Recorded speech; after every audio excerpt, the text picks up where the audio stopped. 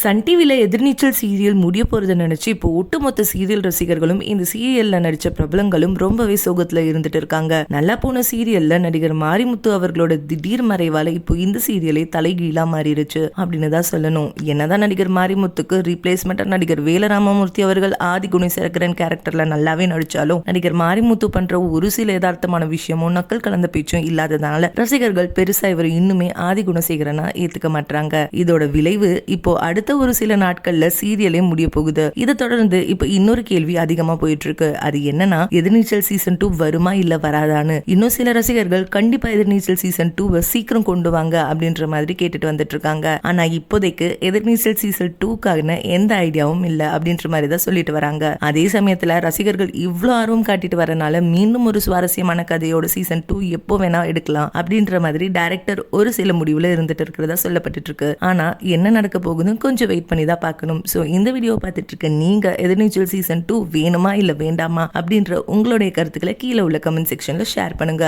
இந்த வீடியோ பிடிச்சிருந்தா லைக் பண்ணுங்க, ஷேர் பண்ணுங்க. மேலும் இது போன்ற பல செய்திகளை தெரிஞ்சுக்க நம்ம சேனலை மறக்காம சப்ஸ்கிரைப் பண்ணிக்கோங்க.